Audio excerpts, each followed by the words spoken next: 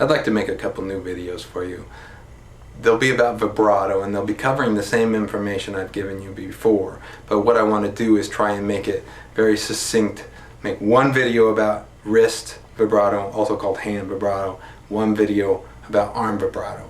So it's not new information, but hopefully it will be easier to follow, and I'll try and talk less. So what I want you to do, well, first let me show you what I'm talking about. This one is about wrist or hand vibrato. Watch my forearm for a minute. You see that it stays still, and the hand is actually oscillating on top of a still arm.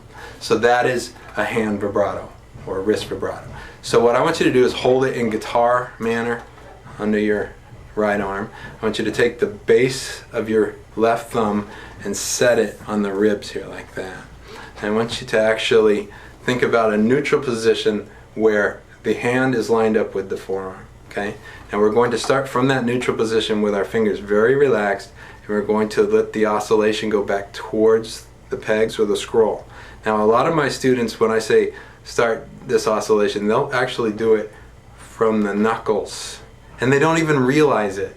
So you need to pay attention to what's happening here. It has to happen from here, not from here.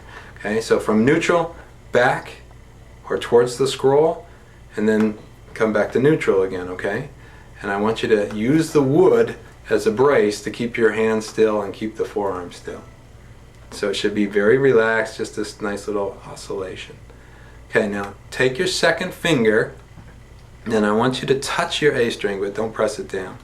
And I want you to let the same motion happen, but I want to hear that noise. Remember, we're not pressing the string down. I want to hear that sliding. Can you hear that noise? Okay. Once you can do that, then we have to start adding weight to the finger. Now to add weight to the finger, obviously it's going to push the string down, but you cannot then keep this curvature the same and still get the oscillation. It will just pull you two right out of position, and you'll have the wrong note. So what we have to do is transfer the weight from the fingertip, or from the bony part of the fingertip, deeper into the meaty part of the fingertip, the fleshy part. So I'm rotating the weight from straight down to this point. Now you see this knuckle give, I'm not pushing it down. It's just that as I rotate, I'm pulling the hand back towards the scroll, I'm transferring the weight from the tip deeper into the finger, and it causes this knuckle to give. And then I come back to my starting point. That's key, that's vital, that you have some flexibility in that knuckle there, okay? Now I want you to be able to do it maybe one time, and then 1, 2, 1, 2, 1, 2, and 1, 2, 3, 1, 2, 3, 1, 2, 3. Try not to let your pinky come back like this. I see this all the time. They're creating tension with the hand, and we need to be in a relaxed manner, and our fingers still need to be able to play. They have to be within reach of the strings. So try and keep your fingers somewhat over the notes, okay? So we went from a sliding finger to adding some weight to the finger to hopefully getting this finger down and rolling to the back, okay? Now you can sit there in your chair doing this all day long. You're training yourself. You're training these muscles to work in a pattern you've never done before.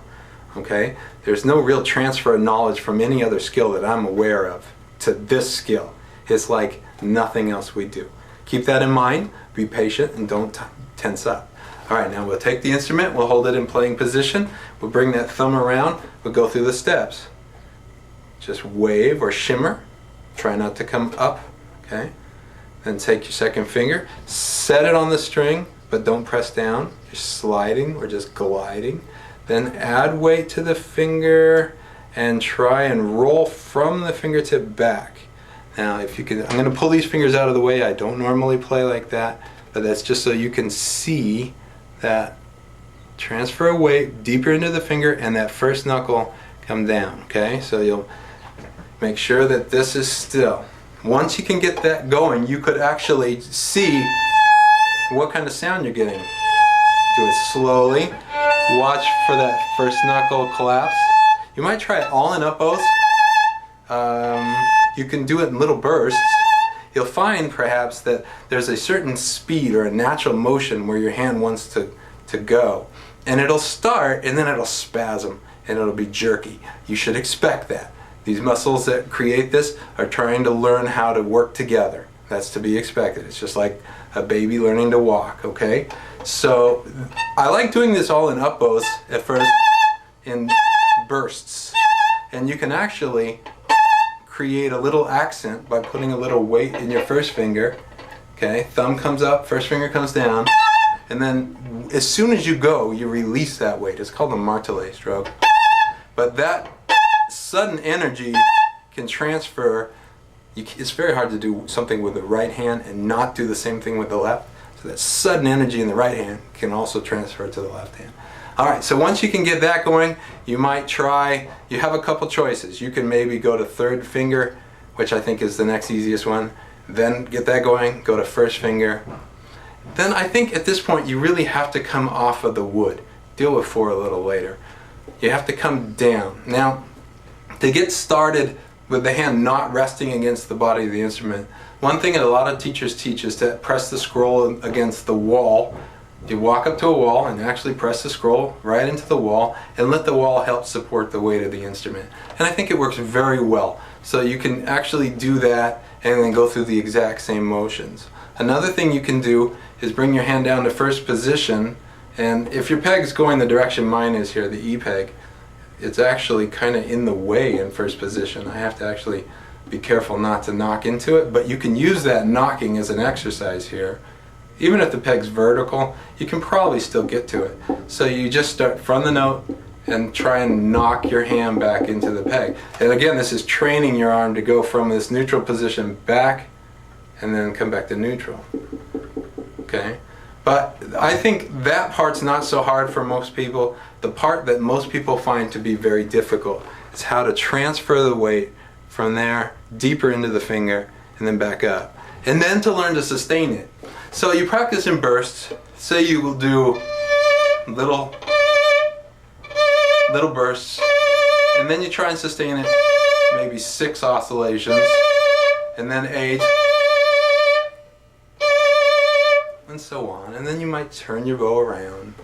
So it's not easy. It could take you a year, who knows, but keep working on it every day, a few minutes, and you will get hand or wrist vibrato. Good luck.